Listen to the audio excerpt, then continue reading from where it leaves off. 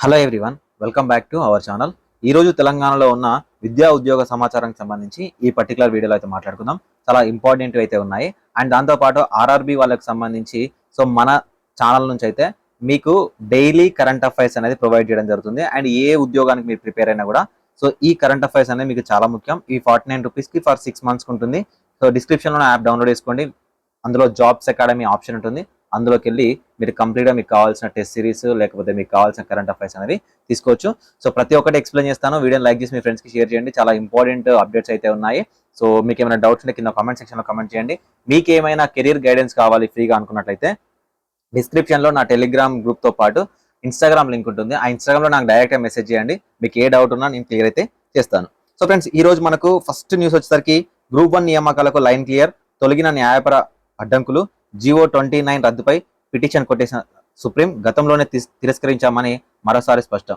మీకు తెలుసు జియో నెంబర్ 29 మీద ఎంత రచ్చ జరిగిందో గ్రూప్ 1 కి సంబంధించి. సో ఇప్పుడు మనకు గ్రూప్ 1 కి సంబంధించి ప్రిలిమ్స్ అయిపోయింది, మెయిన్స్ అయిపోయింది, రిజల్ట్స్ కూడా వచ్చింది. సో నెక్స్ట్ అపాయింట్మెంట్స్ మాత్రమే ఉన్నాయి. సో ఇక్కడ మనకు గ్రూప్ 1 లో ఇంటర్వ్యూ లేదు కాబట్టి డైరెక్ట్ ఎవరైతే జిఆర్ఎల్ లో ఉన్నారో zone wise multi zone wise వాళ్ళని సెలెక్ట్ చేసి ఇవ్వడం జరుగుతుంది. సో నెక్స్ట్ వచ్చేసరికి ఇది మీరు గుర్తుపెట్టుకోవచ్చు. బాలల హక్కుల కమిషన్ చైర్పర్సన్ గా కొత్తకోట సీతా దయాకర్ రెడ్డి బాధ్యతల స్వీకరణ. తెలంగాణ బాలల హక్కుల కమిషన్ చైర్పర్సన్ గా మహబూబ్ నగర్ జిల్లా చిన్న చింతకుంట మండలం పర్కాపూర్ కు చెందిన కొత్తకోట సీతా దయాకర్ రెడ్డి నియమితులయ్యారు. హైదరాబాద్ లో శుక్రవారం ఆమె బాధ్యతలు స్వీకరించారు. ఇది గుర్తుపెట్టుకోండి, ఒకవేళ ఇలాంటి క్వశ్చన్ కూడా రావడానికి ఛాన్స్ ఉంది. సో గ్రూప్ 1 నియామకాలకు లైన్ క్లియర్, 29 జియోపై పిటిషన్ డిస్మిస్ చేసిన సుప్రీంకోర్టు, గతంలోనే తిరస్కరించామని గుర్తు చేసిన ధర్మాసనం. సో తెలంగాణలో గ్రూప్ 1 ఉద్యోగాల నియామకాలకు మార్గం సుగమమైంది. సో ఇది తెలంగాణ ఫస్ట్ గ్రూప్ 1, తెలంగాణ ఏర్పడిన తర్వాత ఫస్ట్ గ్రూప్ 1 అనమాట.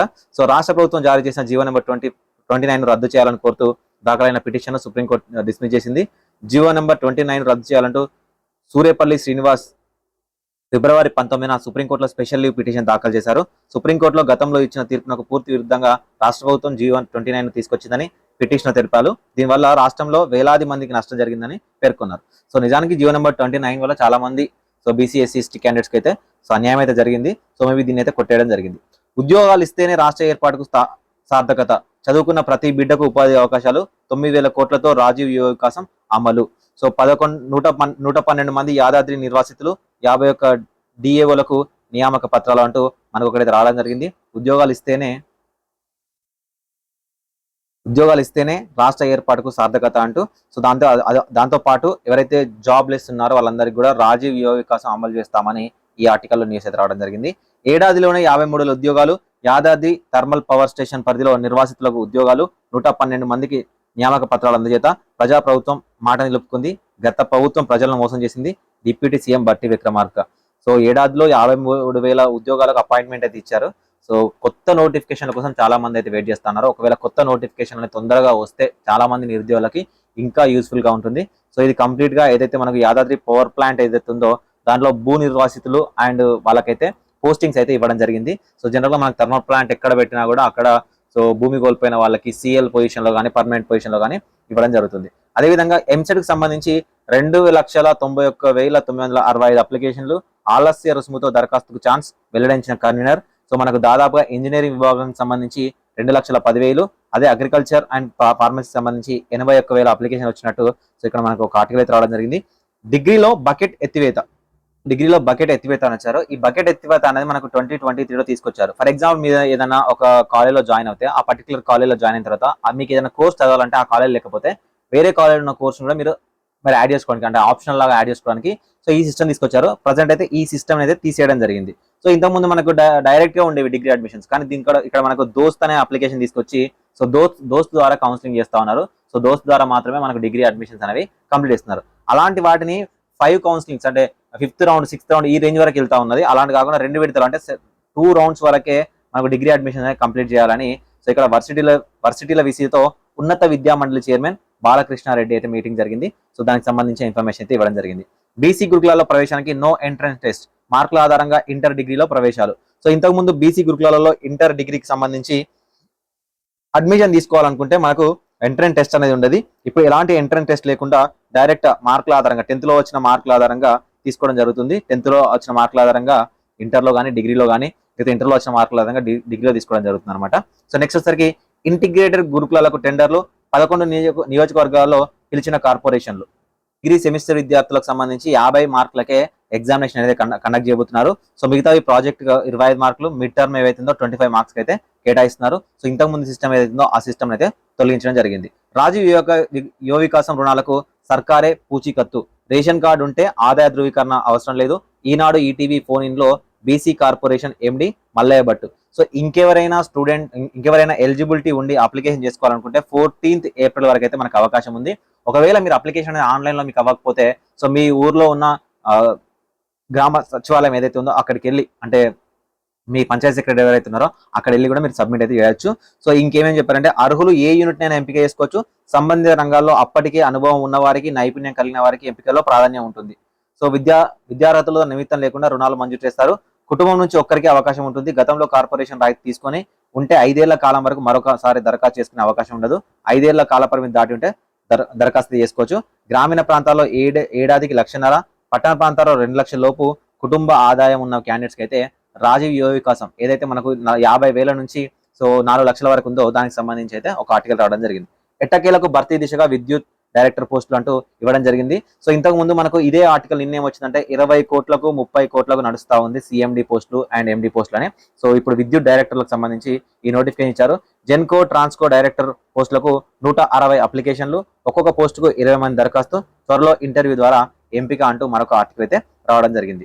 సో ఇంకొకటి హైలైట్ అయింది ఏంటంటే గ్రూప్ 1 ఫలితాల్లో అక్రమాలపై న్యాయ విచారణ చేసి వాస్తవాలు తెలపాలి. 2 సెంటర్లోనే 74 మంది టాపర్లు ఎలా ఉంటారు, పక్క రోల్ నెంబర్లకు ఒకే ఫలితం ఎలా వచ్చింది, ప్రభుత్వాన్ని ప్రశ్నించిన బీఆర్ఎస్ నేత రాకేష్ రెడ్డి అంటూ మనకు ఒక ఆర్టికల్ అయితే రావడం జరిగింది. సో ఇలాంటిది మనకు గ్రూప్ టీ 2018 ఆ రేంజ్ లో గ్రూప్ 2 లో కూడా ఒకే సెంటర్ లో చాలా మందికి అంటే వచ్చినట్టు జాబ్లు వచ్చినాయి. సో వీళ్ళకి సంబంధించి సో చాలా రచ్చ జరిగింది. అది చాలా లేట్ అయిపోయింది. సో చాలా రిక్రూట్మెంట్ అనేది లేట్ అయిపోయింది. కాకపోతే వాళ్ళందరికీ కూడా ఇవ్వడం జరిగింది. అప్పుడు జియో నెంబర్ 129 సవరించకుండా ఉద్యోగమే, టీవీఆర్ఓల జేఈసీ సమావేశంలో హెచ్చరిక. సో ఈ జీపీఓకి సంబంధించి 129 ఏంటంటే జీపీఓ పోస్టులు ఉన్నాయి కదా, గ్రామ పాలన ఆఫీసర్ పోస్టులు ఉన్నాయి కదా. సో ఈ గ్రామ పాలన ఆఫీసర్ పోస్టులని విఆర్ఓలతో తీసుకుంటామన్నారు. వీళ్ళకి సంబంధించి సో మనకు గూగుల్ ఫామ్ తీసుకోమని చెప్పారు 16th వరకు. కానీ యాక్చువల్గా ఈ రిక్రూట్మెంట్ ఇలా చేయకుండా జీపీఓ డైరెక్ట్ రిక్రూట్మెంట్ వేసి ఉంటే బాగుండేది. సో నిరుద్యోగులకి యూస్ఫుల్ అయ్యేది. సో దీనివల్ల ఇంకొక ప్రాబ్లం ఫేస్ చేయడం తప్పించి ఇంకోటి అయితే లేదు. సో స్థానిక ఎన్నికలు జూలైలో తొలుత ఎంపీటీసీ, జెడ్పీటీసీ, మున్సిపాలిటీలు, తర్వాత గ్రామ పంచాయతీల్లో ఎన్నికల ఏర్పాటుపై చర్చిస్తున్న సర్కార్ బీసీలకు 42 రిజర్వేషన్తో ఎన్నికల యోచన అంటూ మనకు ఒకటి రావడం జరిగింది. సో ఎప్పుడైతే మనకు బీసీలకు 42% రిజర్వేషన్ అన్నారో ఈ రిజర్వేషన్ అనేది కన్ఫర్మ్ అయితేనే మనకు ఎలక్షన్ జరగడానికి అయితే అవకాశం ఉంటుంది. దానికి సంబంధించి ఒక ఆర్టికల్ అయితే రావడం జరిగింది. స్థానిక సంస్థల ఎన్నికలు గతంలో మోక్షం లభించే అవకాశం కనిపిస్తున్నాయి. సర్పంచ్, ఎంపీటీసీ, జెడ్పీటీసీ, మున్సిపాలిటీలో కొన్ని రోజుల వ్యవధిలోనే ఎన్నికలు నిర్వహించాలని రాష్ట్ర ప్రభుత్వం యోచించడం సమాచారం. ఇది మనకు చాలా రోజుల నుంచి అంటే 1.5 year నుంచి ఇదే జరుగుతూ ఉంది. సో ఇప్పుడు ఈ 42% రిజర్వేషన్ బీసీలకు ఏదైతుందో ఇది కన్ఫర్మ్ అయిన తర్వాతనే మేబీ జరగడానికి అయితే అవకాశం ఉంది. నీట్ పై తమిళనాడు బిల్లు తిరస్కరణ. సో నీటికి సంబంధించి 2024లో పేపర్ లీక్ అయింది. సో పేపర్ లీక్ అయింది నార్త్ ఇండియా సైడ్, చాలా మంది వాళ్ళే టాపర్స్ ఉంటున్నారని. సో తమిళనాడు గవర్నమెంట్ ఎప్పటి నుంచో 2017 నుంచే నీట్ కి యాంటీ అనమాట. సో వాళ్ళు ఏం బిల్లు తీసుకొచ్చారంటే నీట్ ని మేమే కండక్ట్ చేసుకుంటాము, మేము ఆన్లైన్ లో ఇవ్వము, అంటే మేము సెంట్రల్ కి ఇవ్వము, సో మా సీట్లు మాకే కావాలి అన్న దాంట్లో వాళ్ళు ఒక బిల్ అయితే తీసుకురావడం జరిగింది.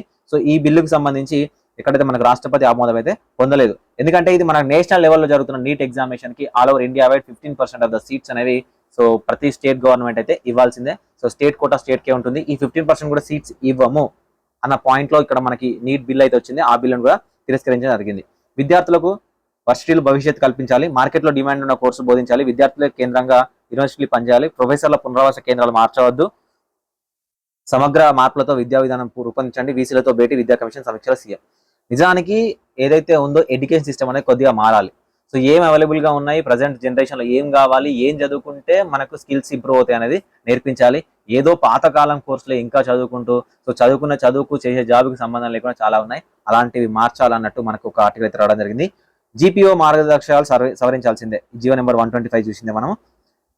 అధ్యాపకుల ఖాళీ భర్తీకి గ్రీన్ సిగ్నల్. 2,500 పోస్టుల పారదర్శకంగా భర్తీ చేయాలని సీఎం రేవంత్ ఆదేశం.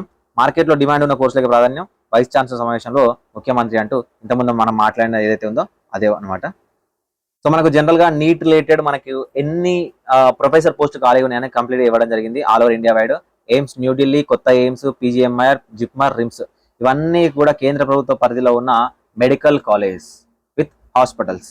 సో వీటిలలో ఎన్ని ఖాళీలు ఉన్నాయనేది మనకు క్లియర్ గా ఇవ్వడం జరిగింది. సో ఇది లోక్సభలో మనకు ఆరోగ్య శాఖ నుంచి అయితే వెలువడిన ఇన్ఫర్మేషన్. సో ఫ్రెండ్స్, మనకు కరెంట్ అఫైర్స్ సంబంధించి మీకు పీడిఎఫ్స్ అనేవి ప్రొవైడ్ చేస్తాము. ఇవి మీకు యూస్ఫుల్ గా ఉంటాయి. అండ్ ఆర్ఆర్బీ గ్రూప్ డికి కూడా ఇవి చాలా ముఖ్యం. ఇవి మీకు యూస్ఫుల్ గా ఉంటాయి. 49 రూపీస్ పే చేయండి. ఇది అప్లికేషన్ మెయింటెనెన్స్ ఫీజు మాత్రమే. Thank you for watching this video. ఇలాంటి మరిన్ని అప్డేట్స్ కోసం ఛానల్ సబ్స్క్రైబ్ చేసుకోండి.